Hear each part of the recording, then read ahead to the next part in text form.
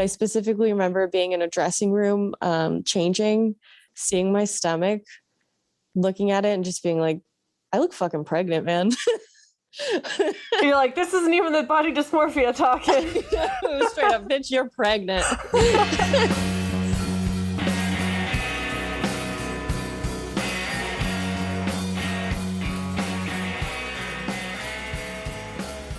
Hello, friends, and welcome back to another episode of Pickles and Vodka, the mental health podcast where imperfect people have imperfect conversations. Today, as I'm recording this, it is Sunday the 10th, and it is World Mental Health Day, apparently. I started writing a post about it on Facebook, and I ended up writing an essay by accident about suicidal ideation and my history with it, and yeah, mental health is obviously really important to me, but I didn't really talk about it a lot before I started this podcast. I felt like if I followed all the rules and did what I was told and didn't get in anyone's way, then things would work out. And we know, of course, that that's utter bullshit. But that doesn't make it any less painful. So yeah, happy World Mental Health Day. Do something nice for yourself. The very first episode of this podcast, actually, I think I was talking about self-care, and one of the pieces of advice that someone said was to buy some nice, comfy socks. And since we are heading into the holiday season, it's going to get cold out. This is the perfect time of year to do that, so I stand by that advice. Today's episode is one that I've been wanting to make for a long time. I grew up in a super Christian household, very conservative family. And so naturally, I was taught that abortion is murder.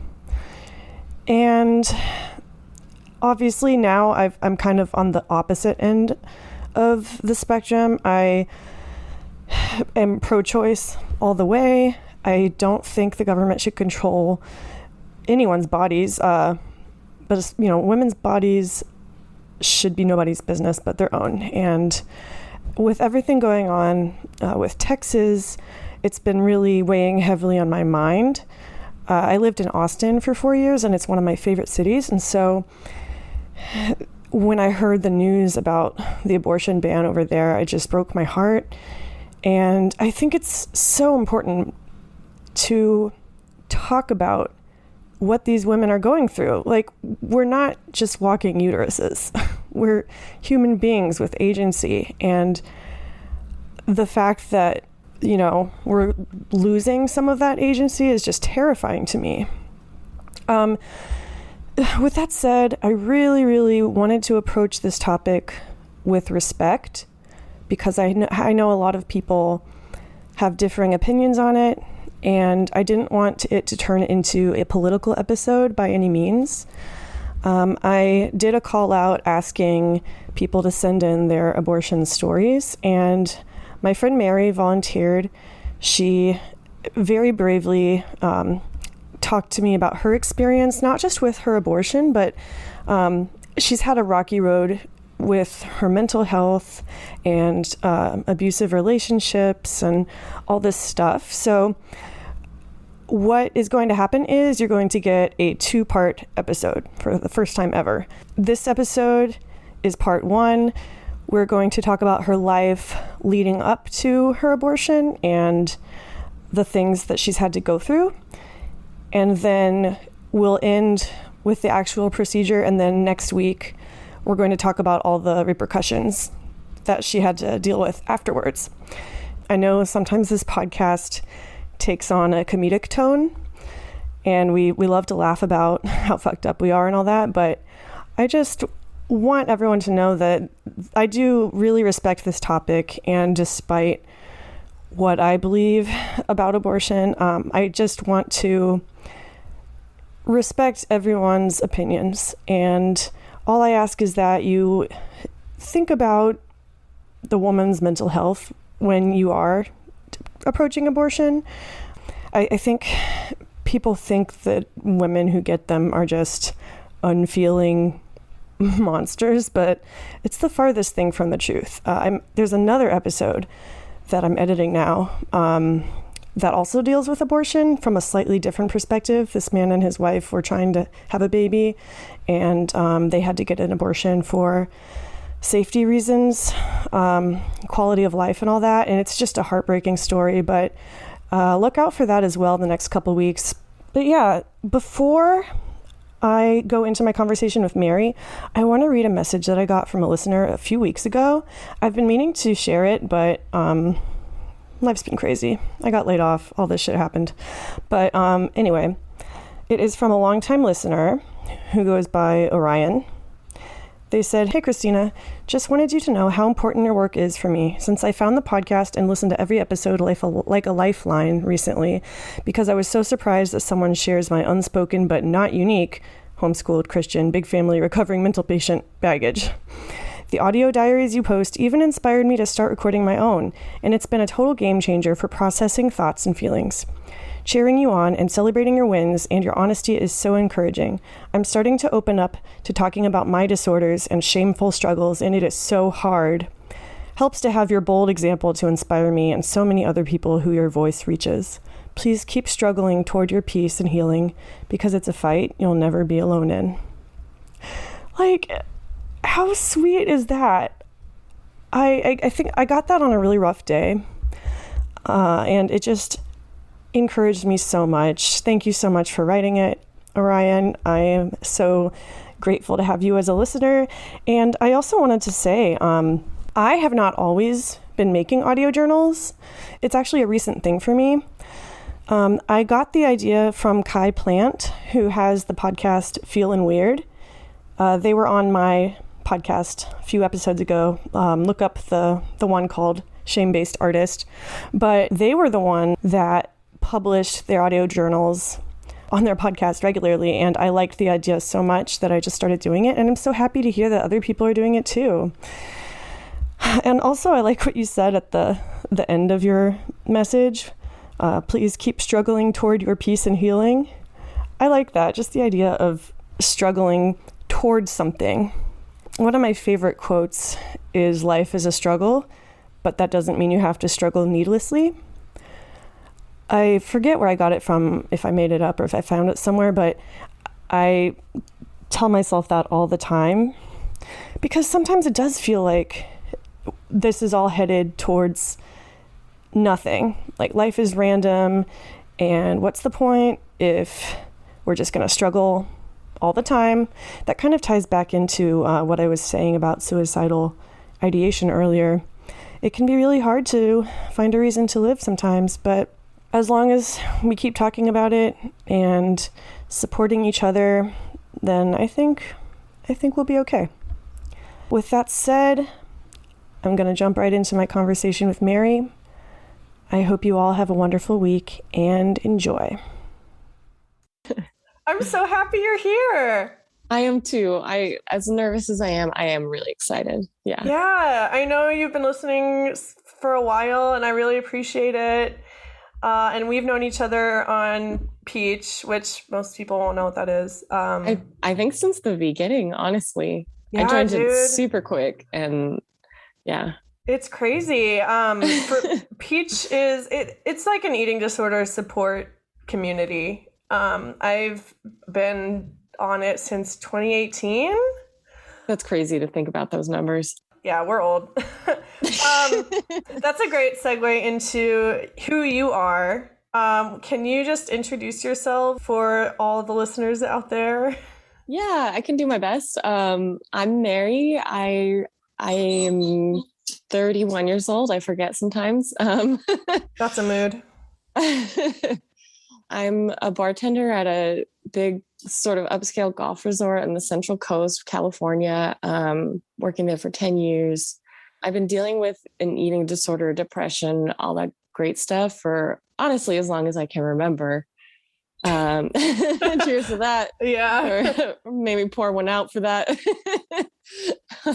I'm drinking a seltzer, by the way, if you can't see me. And you know, right now, everything, I'm sure just because of the pandemic, it really brought up a lot of things. But felt like I was doing okay for a while, and now it's just kind of like, ding. What does that even mean, okay? You know, I feel that's it's different right. for everybody. Like my okay might be someone else's like worst nightmare. Exactly. My okay at the time was getting through it. Right? Survival.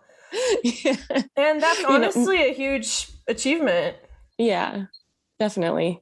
I think about that a lot these days. Like, I get up in the morning, I do my best to take care of my pets. I do my best to just kind of exist. Right now I am on disability leave, so that's a lot of fun. I'm sure you'll talk about that in a second. Yeah. How are you feeling today in this moment?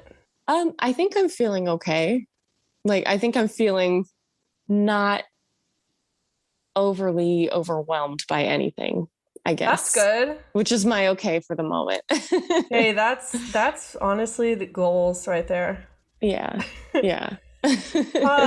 Are you from California? Have you grown up there?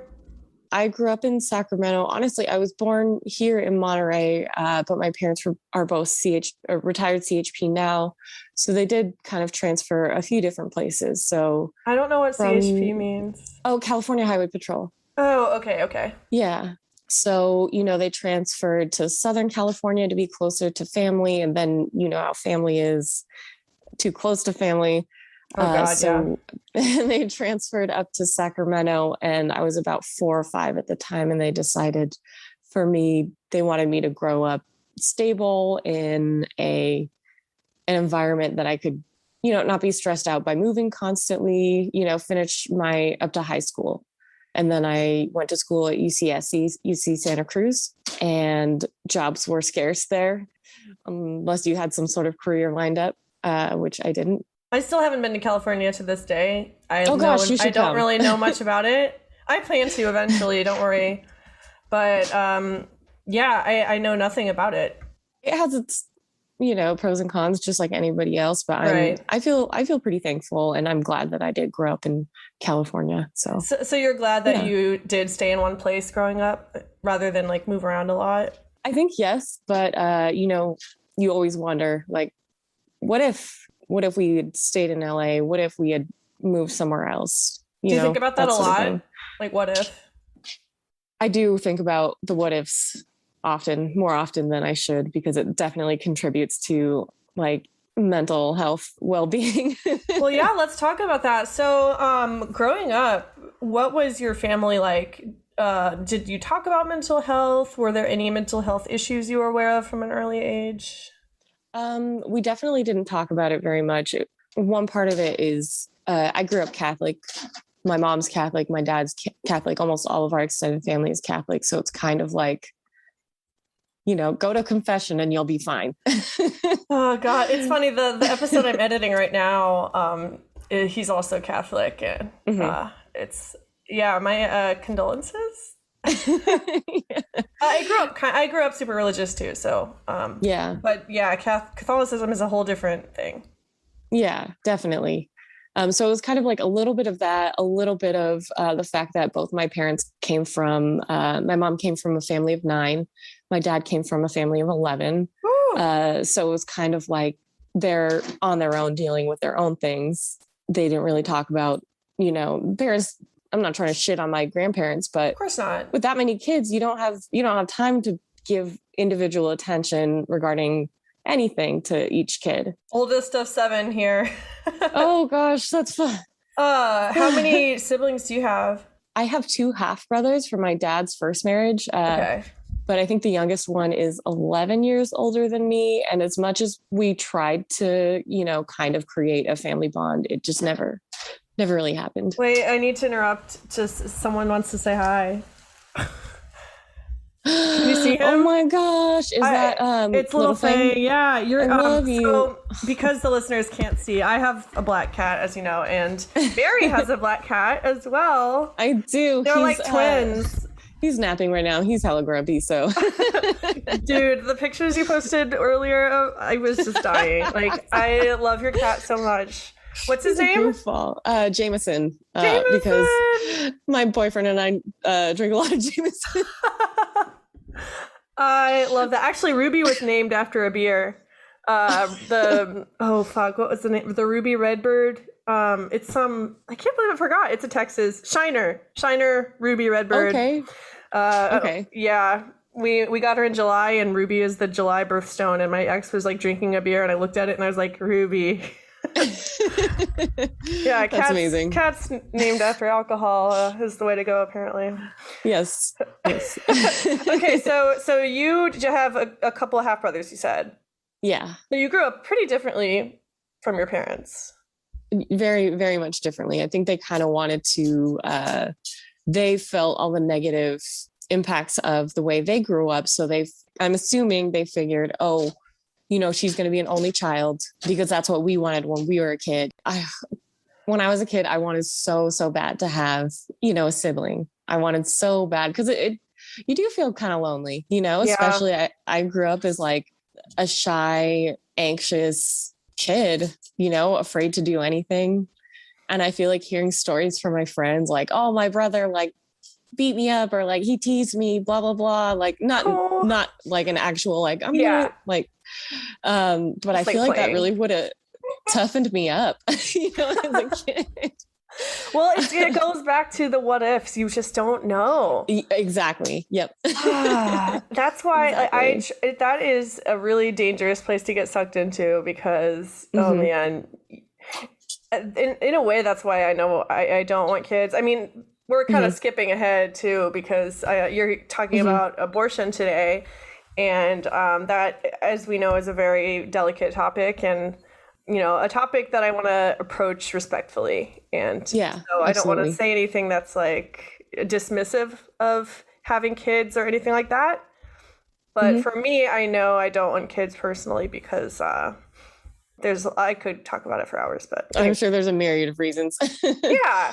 But yeah, all that to say, I have a lot of respect for parents, because they don't know what they're doing oftentimes, and all they have is the what ifs, like you only get one chance at raising a kid, and it's scary. Exactly.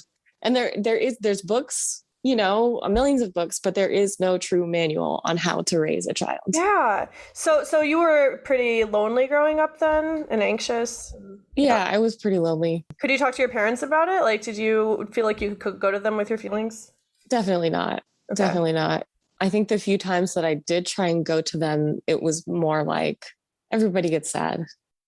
Everyone gets stressed. You're fine. You'll get over it. It's just a fact of life, which in some sense it is. But I don't know if they realized, not trying to say like, oh, I'm special, like whatever. But I do feel like it was on another level with me when you're considering, not necessarily considering, but contemplating suicide as an elementary school student. When you're in second grade and you look at your thighs and you're just like, what the fuck are those? Yeah, it ain't right. That's not normal. No. So I'm assuming you have been diagnosed now. Yeah, I was diagnosed, I think, for the first time in high school by a counselor that my parents, it was a family counselor, so that was a lot of fun. It was 3 of us in the room, plus their therapist counselor. Oh, God. I reached out to her later in life and looking for a diagnosis, and she said, yeah, like, I diagnosed you with depression and anxiety. So that was the first. And then in college, because of what is that book? DSM? Yeah. DSM, whatever. The latest one is DSM-5, I believe. Okay. Well, I think the one prior to that, or one of the earlier ones, the criteria for anorexia nervosa did include BMI, did include criteria. And so because I had only missed, I think it was 2 periods instead of 3 periods. Jesus Christ.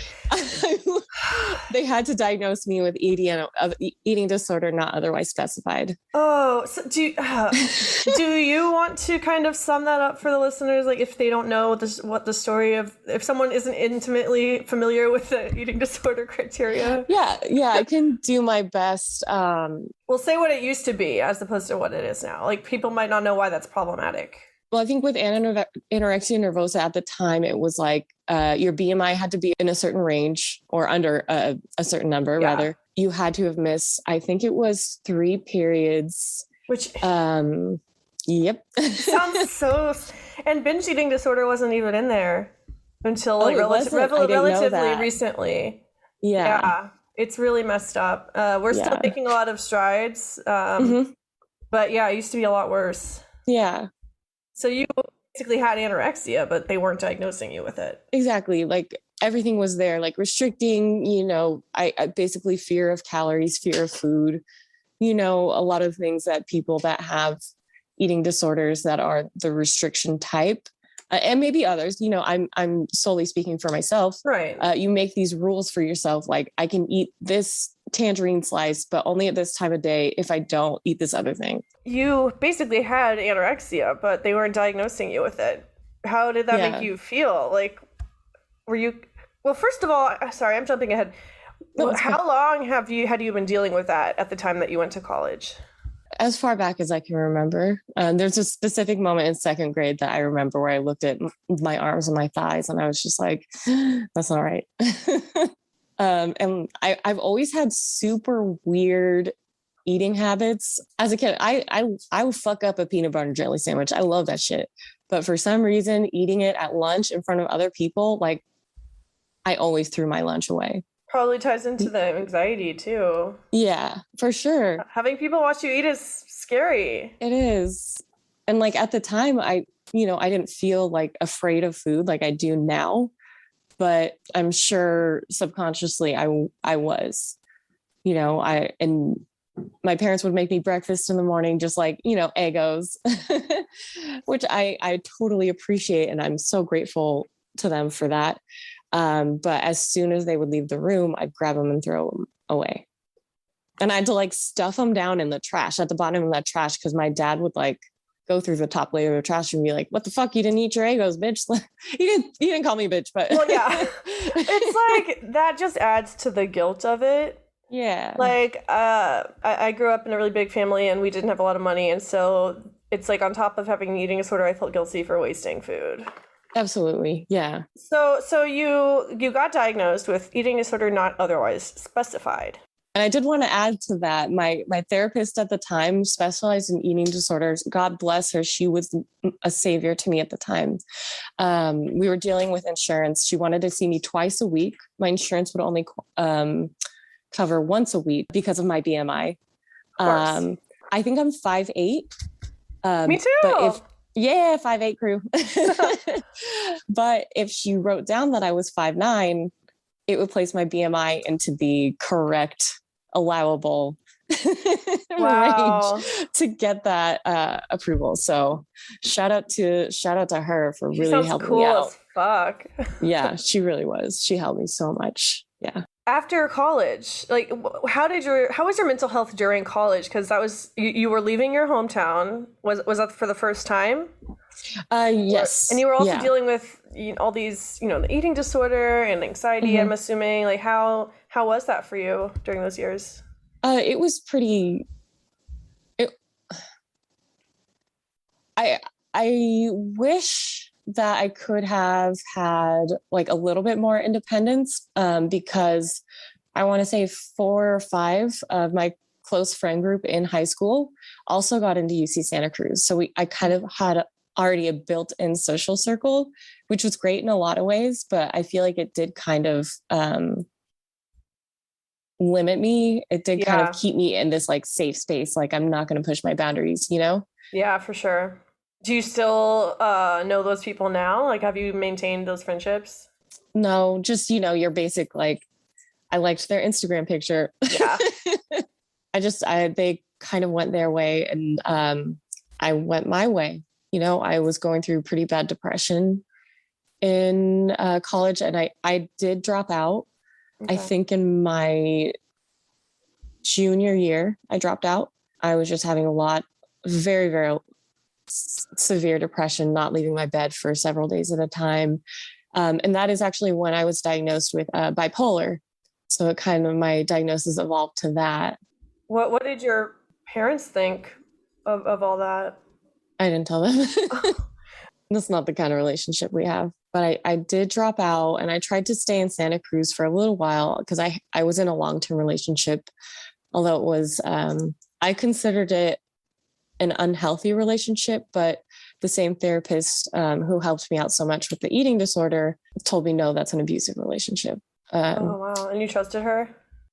Yes. But it was still really hard to accept, it was just bad, Sorry, I'm smiling. There's a dog behind you. You're saying yes, that you're telling me this really sad story, and I'm just like smiling. Yes, this is my little puppy Apollo. He's a velociraptor. He's very handsome. Wow, that sounds like so much. And it sounds. I'm so sorry. Can we pause for a second? Yeah. Go for it. Sorry.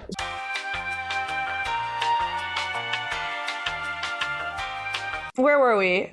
Oh yeah, your therapist told you to break up with that boyfriend, and you did. I did not. You did not? I did not. Oh shit. Okay, sorry. So tell me what happened. Fuck. At the time I was just like, no, like that wouldn't happen to me. I'm just dramatic, blah, blah, blah. The typical things you say to yourself when you don't want to accept the truth. And I was also living with him at the time, as well as his brother and a couple of his friends. And I felt so alone. I really was isolated. Looking back on it, he did kind of isolate me from any friendships, whether like long-standing or burgeoning friendships. I felt super cut off. And so I was afraid to live on my own. Like, how would I afford that? How could I do that? Yeah. What was I supposed to do in that situation? You know? So I kind of had to. I felt like I had to. No, I've been there. Like, it's really hard. You could not pay me to be like, to go through my 20s again. Like, oh God, yeah. Jesus. I mean, I'm still in my 20s technically, but no, yeah, it's the worst. Mm-hmm. I'm so sorry you had to go through that. I feel like it shaped me. Yeah, that's the thing. So how long were you in a relationship with him? 3+ years, I think. Oh, wow. Okay. Yeah. And did you tell him about your new diagnosis when you were diagnosed with bipolar? I think so. I think I did. But I can't say for sure. A lot of that is kind of like, fuzzy, blocked it out. Yes. I think it's really interesting how, as a coping mechanism, you kind of block out memories. Yeah. Like, has that happened to you a lot? Yeah, I contacted an old friend from high school saying, like, she came out with her story of a rape that happened to her of a mutual friend, a friend that was in our little circle, that he raped her, and she was too afraid to say anything, blah, blah, blah. And I actually reached out to her too, because I was raped in high school, although it was by basically a stranger. And I was confused at the time, like, did I just get raped? No, it was my fault. It was just sex. I'm just stupid. So a lot of people just thought that I had cheated on my high school boyfriend. Oh my God. So, and like, she asked me like, hey, like any of those people like that, like shitted on you, that called you a liar, like, let me know and I'll block them. And I didn't know how to respond because I'm like, I barely remembered it, Yeah. Just everything's just kind of fuzzy. That's how you survived. Yeah. Yeah, exactly. You couldn't talk about it at the time. So you just kept on and forgot. Mm-hmm. Oh man, I'm sorry that happened though, but I mean, did you connect with her after? Like, are you friends with her still? We've been chatting back and forth a little bit, but I think she lives elsewhere. I'm not exactly sure. So it's not like I'd love to go out with like coffee or something, but we do what we can in this day and age. Right. Just connecting over Instagram is like pretty significant right now. Yeah, for sure. This is kind of a tangent, but I know you grew up Catholic, and then you also had this horrific sexual experience happen to you. Like, how has that shaped your view of sex and sexuality? I think at the time, in high school, I was so like, religion is stupid. Like, who would believe that dumb shit? Blah, blah, blah. So like, to me, having sex was I didn't feel like I was offending God or going to hell or anything like that. But I think the way my parents reacted, I didn't tell them. I kept a journal and I wrote about my experience in it. And I did write. I don't think I used the word rape, but I didn't just say, oh, I had sex with this person. It was so awesome. It was great. I wrote about like the confusion that I had in my head. Like, was this okay? Should I have done this? Like, and my parents went through my room, which was a common occurrence, and they read my journal, and my mom talked to me and was just like, I can't believe you would just give it away like that. And that's the thing that really stuck with me. That's the thing that made me feel like a bad person. Yeah. Not necessarily the religion, but that's just heartbreaking. Now, had you received any sort of like sexual education prior to that? Yes. We did like the 5th grade, 6th grade videos that are just kind of awkward, and everyone's just kind of like looking at each other, like, but not trying to look at each other in the eyes, and just like, ugh. Yeah. I was homeschooled, so I never got that experience. But it can't have been much better from the education I got, whatever that was. Yeah, that sounds very confusing, and I can't imagine that you talked to many people about it after that. Oh yeah, I didn't even tell my best friend in high school. Oh wow. Do you think that had any impact on your eating disorder? Did you have an eating disorder at that point? Yeah, definitely. I remember one of the things that my rapist said to me was, I specifically remember him saying, like, you're like the skinniest girl I've ever seen. And that my heart just flew when I heard that. I was like, this is amazing. This guy is so great. Blah, blah, blah. So that's so fucked up, but also like that's a pretty typical response. Yeah, so I feel like people could call me skinny and like get away with anything. Oh, that's so terrible. I'm so sorry. What are you gonna do? Yeah. So, did you tell your college boyfriend about the rape? Like, were you talking about it at that point, or I guess I should ask, like, is it something you talk about now, or is it still kind of something you keep hidden?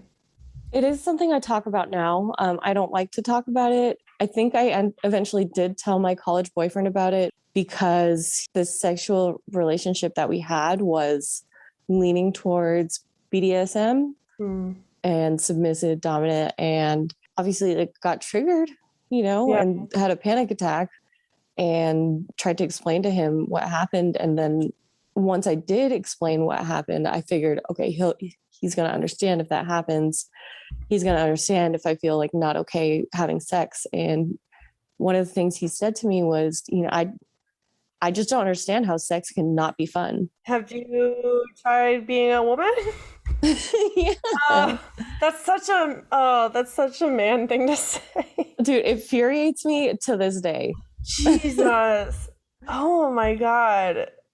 I just don't even have a response to that. I was just going to say, like, I would never, ever wish that sort of trauma on anyone. However, I wish that they could just get a little snippet of like what it does feel like, just so they can understand, just like, please have compassion, And it's not that hard. All you need to do is like talk to me. Exactly. Just talk and be willing to listen. That's all. Yeah. That's all that it takes. You don't need to go out and read books. I mean, you can if you want, but like, just listen to me. That's all it takes. Yeah. God, that's and like, while we're on the topic, like, there's nothing wrong with BDSM or anything like that, but like, consent is key. Yeah. You need to both be on the same page before you even go there. Yeah, definitely. Yeah. So he just didn't, like, after that conversation, did like, what happened? I don't really feel like anything changed. Okay. Everything kind of just went back to business as usual, because there is that part of you that I think a lot of people don't like to talk about, that in some people that have been raped later in life, that sort of thing is like, there's rape fantasies. People do get off on that sort of thing. And I am one of those people. Can you talk about that a little bit more? Yeah.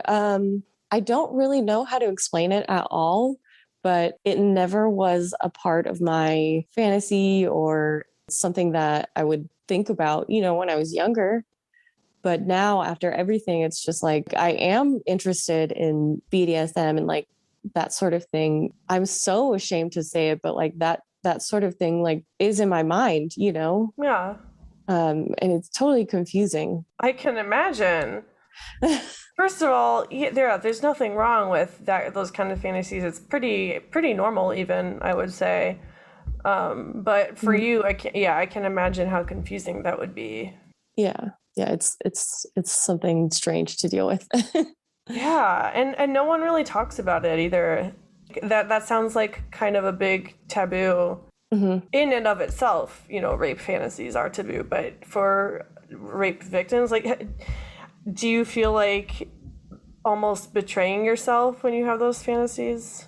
Yeah, definitely betraying myself and betraying other sexual assault survivors. I feel like I'm doing them a disservice and like, making light of their trauma, Have you ever talked to a therapist about it? About that specific aspect, no, I haven't. Okay. That's going to be a hard one to tackle. Yeah, for sure. I don't have experience with that. I don't know how I would even go about talking about that. It's just, it's a lot. Mm-hmm. Yeah, I mean, and it's, you can tell yourself, like, this is normal. I'm not a bad person. Yeah. But your brain says something else. Yep. Yeah. So you're with that college boyfriend. When did you eventually part ways? I left Santa Cruz since I wasn't going to school. My parents had moved back to Monterey from Sacramento. So I decided to move back in with them to kind of get things sorted, get things figured out. And, I think he left to pursue a job in Southern California in Catalina. And so it was kind of like we never really broke up. It just kind of ended.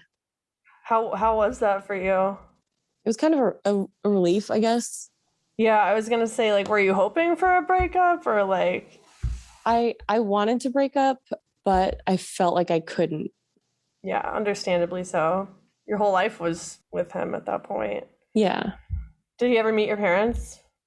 Oh, yeah, definitely. Okay. How did they feel about him? They really liked him, as far as I know. Yeah, I don't think they really... He's pretty charismatic, but yeah, I never told them like the nitty-gritty details of our relationship. I can imagine that's not something you talk to your parents about ever. Yeah. Pretty much. So have you stayed in Monterey since then? Yeah, since then I've been in Monterey. That there's a shitload of jobs here, so it was kind of like nice. Thank God. Yeah. When you go from not having money and struggling to like moving somewhere else where it's better, you're like, I could have been living like this the whole time. Are you kidding me? Mm-hmm. Although I do have to say, like, while I was in Santa Cruz, even if I could find a job, I was not even close to the right mental state to hold down a steady job for sure. Yeah, tell me about that, like the years leading up to where you are now. Once I moved to Monterey, once I was out of that relationship, it did really feel like a weight was lifted off my chest. I got a job as a cocktail server at a bar. And, like I said, I'm incredibly shy, incredibly anxious, but being forced into that kind of situation where you do have to put on that like smiley, bubbly, happy face, fake it till you make it. I literally have a sign up here that says fake it till you make it. That's amazing. Yeah. Customer service like turned my whole life around. It really did. And, there's a shitload of shitty aspects of it, but I do want to say that it helped me a lot. It did help me a lot. I gained so much confidence, met a ton of people, and I felt like it did kind of give me that tough skin that I wanted when I was an only child. because anybody that's worked in service knows that customers, by and large, are pieces of shit and will treat you like literal garbage. Yep. So you just have to learn to brush it off and continue with your day, and not bring it home. And it really helped me learn to do that. Yeah, I remember the first time I cried at my coffee job, and that was the last time. I was like, I don't want these people to make me feel this way. Exactly. But that doesn't make it easier. Yeah. How was your mental health during this time? Was it getting better, staying the same? I think it was getting better. Were you in therapy? In therapy, no, but I did have a psychiatrist. I was on medication. Okay. When I did move to Monterey, I felt confident and okay enough to taper off of Effexor. What is that? Effexor is an antidepressant. I think it's in the SNRI category, serotonin norepinephrine reuptake inhibitor, I want to say. Better than I can do. I'm impressed. And I think it's terrible. For me, some people it's worked wonders, but while I was in that relationship, it got me through one of the hardest times in my life. So going to Monterey, I tapered off Effexor. I think I started taking Lamictal, a mood stabilizer for bipolar, and it's helped so much. It really has. Nice. I think that was the only thing I was on at the time. I wasn't really interested in going back on anything like Effexor after those withdrawals. They were like literal hell. Yeah. I think any drug, you need to be careful when going on or off them. Like, it's so important to not only educate yourself, but have a doctor who knows you and can tell you like this is what to expect. Yeah. Yeah, and even then, there's no guarantee that it won't suck. So yeah, it's definitely a hit or miss. Mm-hmm. So I guess, does that bring us up to like the present day? Like, do you want to kind of talk a little bit about the years leading up to now and like what set the stage in a way? I guess there's like a few things. I started working as a bartender at a golf course, and at this golf course, there's caddies that help with, the golfers, and, everybody that works on the golf course, caddies included, everybody knows each other. And I did start a relationship with one of the caddies, and this whole relationship just seems like a nightmare. So it's hard for me to talk about it a little bit, but he was 30 years my senior, divorced once before, had a kid who's grown, who is I think he's 5 years younger than me. So that's something. That's crazy. And I'm not trying to shit on anybody with an age gap relationship, because I believe they can work, in the right situation, they can work. The right two people, they can work. There is no rule. Yeah. I'm glad you said that. Yeah. But in this situation, it wasn't right. And while I don't want to call this person abusive, the same things sort of started happening that happened with my college boyfriend. More and more, I became isolated from my friends. I was working 2 jobs at the time, and he was upset that I wasn't spending enough time with him. So I quit one of my jobs. Because I quit one of my jobs, I couldn't afford to live in my apartment anymore. So he was like, hey, come live with me. So I moved in with him within 6 months of starting that relationship. He didn't like me going out with friends because I'm in my mid-20s. I like to go out, go to a bar and stay out late and have fun and whatever. I've just been listening to a few podcasts about abusive relationships recently, and what you're describing sounds like this stereotypical abusive relationship. You start depending on them, and they start wanting more and more of your time, and you start losing yourself. Is that what was happening? I absolutely lost myself, completely lost myself. I loved working my other job. It was super fun, but he was upset that it was taking up too much of my time. So I quit it. And just a lot of that sort of thing. And growing up, I'd never really believed in marriage. I'd never wanted to get married ever. To me personally, I saw no reason for it, but he very much wanted to get married. And I kept telling him, like, I don't want to get married. I was explicit in saying, no, I don't want to get married. I'm not interested in getting married, please. So we got married. How, like, what? How did that come about? Did you just get tired of fighting him on it? Kind of. I figured, this is something that's really important to him. I should do this for him. And when was that? We got married in 2018. What did your parents think? Were they happy?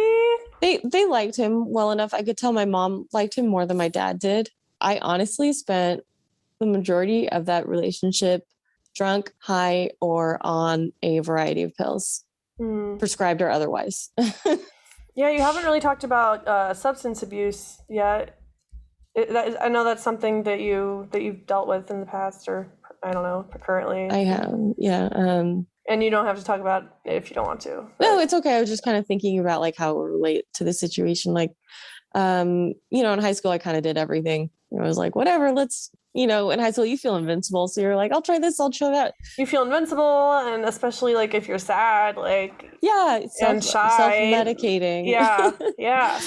I can imagine why you would turn to it even more so in that relationship. Yeah. And he didn't mind me drinking, except when we were out, he would get really upset. He didn't want you drinking when you were out? Yeah. If we wanted to just go just to dinner and then like a bar, maybe. But that's what you do at a bar.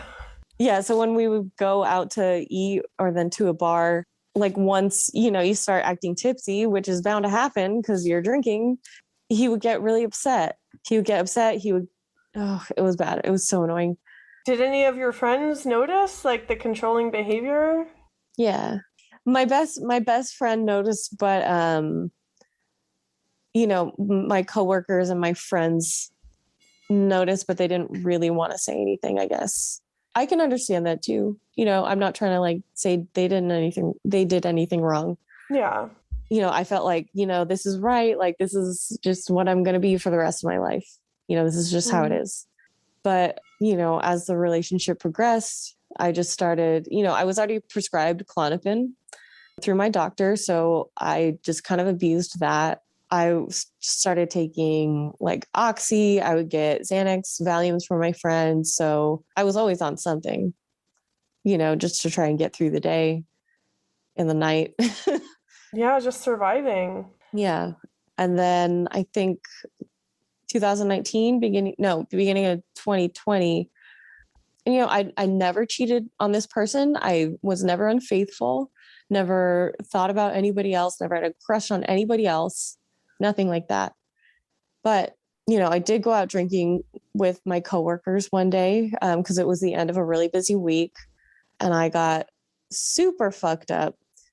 And one of my coworkers basically admitted his feelings for me and, always felt a connection with him, but I always felt like it wasn't reciprocated. Like, no, we're just friends. Yeah. And I did cheat on my husband that night. And then that's when the relationship was over. So I left him for my current boyfriend, so we're both kind of going through this together because he also left his girlfriend of like a 9-year relationship. So it was really rough and we both feel horrible, But still, it didn't happen out of the blue, I'm imagining. Like, there's reasons. I don't want to tell his story, but, right. We both kind of felt like we were on autopilot. We both kind of just felt like, well, I guess this is my life now. Like this is going to be the rest of my life. It sounds like it happened really fast. It happened really fast. And that was February 2020. So what happened in March 2020? Oh my God. Wow. Yeah. I can't even imagine. So yeah. Did you guys move in together? We basically moved out of our respective houses, yeah. had nowhere to go. So we basically like Best Western hopped for a while. We did that. Like, we slept in his car for many nights. We were homeless for a while, and we found an apartment literally the day before California implemented the stay-at-home order. Oh my God. Yeah. I'm like, if I were sitting in a chair, I would be on the edge of my seat. It's crazy. Yeah, it was a time. It was a moment. And were you still both working at the same place throughout all this?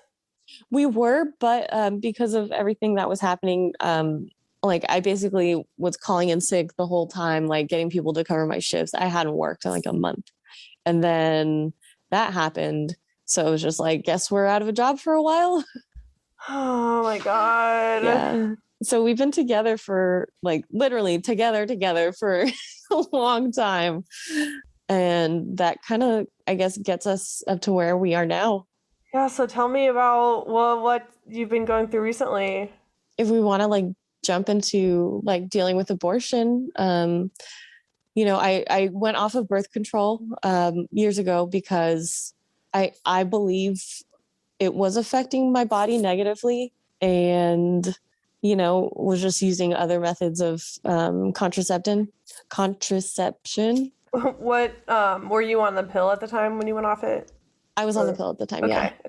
And then when I got with my boyfriend, I was already feeling reckless. I was already feeling like, fuck it, screw this, I don't give a shit about anything.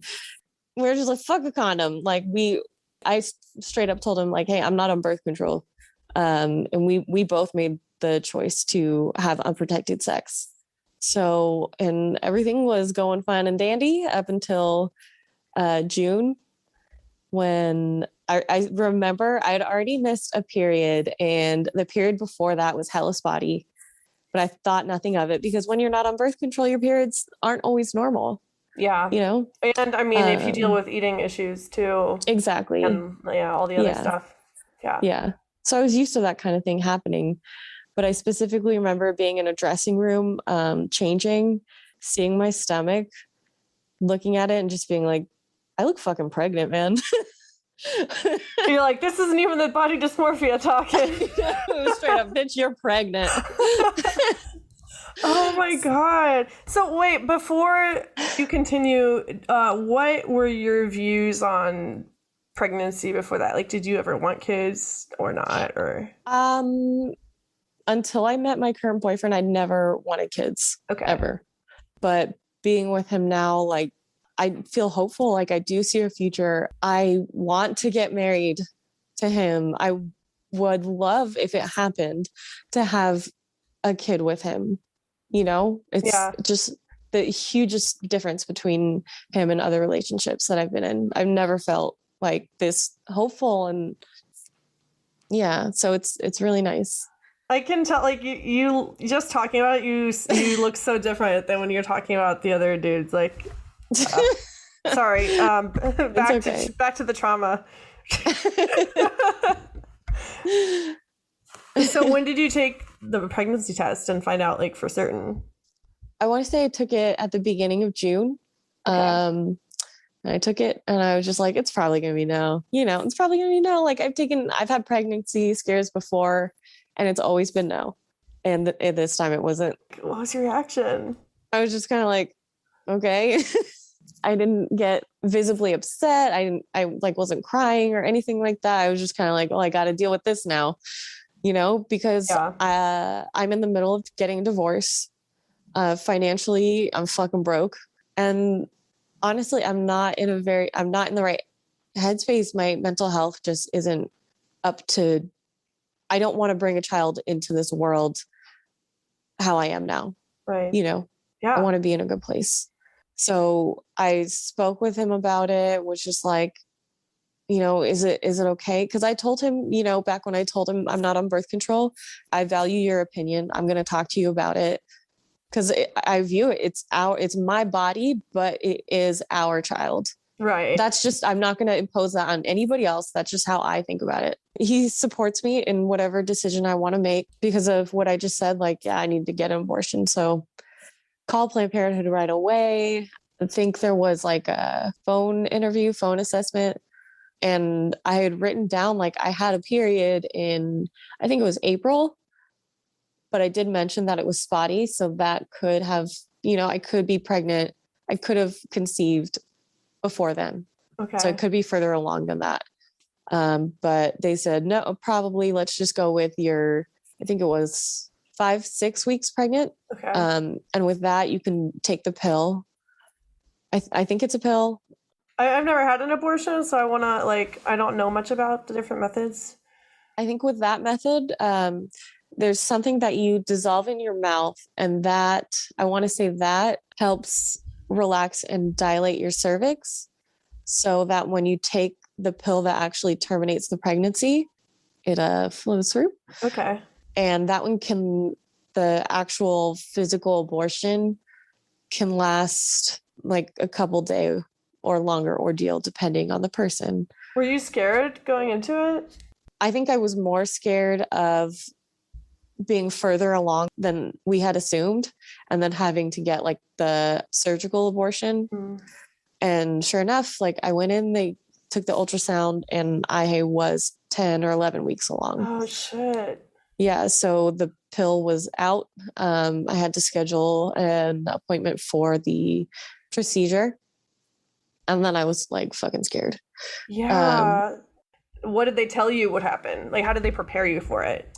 Basically, a similar concept as the pill. You let these things dissolve in your mouth to like relax the cervix. And then I can't remember if there was something else that I took. I think it was ibuprofen for if it got painful when the cervix dilated. And then I opted for a sedated procedure. So I think they gave me an injection of fentanyl and I want to say mirtazapine, but it's some sort of benzodiazepine. So it like relaxes you and it gives you pain. It felt great. I was fucking happy as shit. So I'm sitting there, they gave me the injection and I'm just like, fucking go for it, guys. This is awesome. Love y'all. I'm on the verge of making some very inappropriate jokes that a lot of people would like probably quit the podcast. So just continue. I don't know how graphic people, I mean, you can edit out anything you want if it gets too graphic. And I'll put trigger warnings and stuff, obviously. Okay. Yeah. So when the doctor kind of like went in to begin, it wasn't general anesthetic. It was just pain and a benzo. So I wasn't under, like I was aware of the whole thing. And she said that my cervix wasn't dilated enough. So she had to manually dilate it. And that any kind of positivity, any kind of like happy feelings I was going through was gone. Gone, like sent me into like a panic attack. It was horrible. I got Mirena, and when they open my cervix, like that's the worst pain I've ever been in my entire life. Yeah. And that's not even as much, like I wasn't even getting like a fetus taken out of me. So I can only imagine. Yeah, because I have to say, like cramps that I get before having the abortion weren't really ever that bad, but it was basically like cramps times a million. You could feel like the deep pain, in your uterus, but it like, I don't know, it like sent shockwaves, anxiety through my whole body. It was horrible. And then it's basically like a little suction vacuum cleaner that they put in there. And that was nothing. I could sense it, but it really wasn't painful at all. It was just kind of a sensation. And then it was over. And they sent me into the little waiting room to kind of recover, make sure, the medication wears off, you're doing okay, you're not excessively bleeding. And everyone there was incredibly nice and compassionate and kind, and God bless Planned Parenthood. And yeah, I want to mention that when I first got there, you go into the lobby, and as I'm waiting in line to speak with a receptionist, I look out the window. Of course, there's protesters there, and I actually see somebody that I know. No. Yeah. So that was a whole nother thing. Oh my God. Did they see you at any point? No, I don't think so, because it's a second story. So they were in front of the parking garage, and like that was the worst feeling in the world. I want to just give a big fuck you to that person. Go fuck yourself. You're a piece of shit, and fuck you. Seriously, and it's so, it's hard to talk about because we both grew up like very religious. I'm assuming you grew up like pro-life or whatever, and which is also, I say anti-abortion now because like we'll get into that later. Like yes, but it's very, I know it's complicated because I grew up in that bubble and I was brainwashed into thinking that abortion was murder for the longest time. And now that I'm educated and everything, I know it's bullshit, but like they're super angry because they literally think murders are being taken place. Like literally. Yeah. And you cannot convince them otherwise. And it's just, and you're already going through the worst time of your life, and like that's the last thing you need is to feel like a criminal. I'm getting heated now. Sorry, this is your story. It's okay. I'm right there with you. I am so sorry that, I mean, I'm so happy that you had the access to that and that you were treated well. Yeah, absolutely. That's amazing. And what is your partner supportive of you and everything afterwards? Definitely. Yeah, he took care of me. That's good. Yes. Wow. Well, I think we'll stop there because that's a lot to process. You have been absolutely amazing. And not awkward at all, by the way. Like you're okay, great. Good. Yeah, you're doing great. And I cannot wait to come back for part 2 where we talk about all the fun stuff that goes along with abortion and but yeah, thank you so much. Yeah, thank you for making this so easy. Of course. Just hit me up and take care of yourself. Yeah, same to you. Same to you. Bye. Thank you.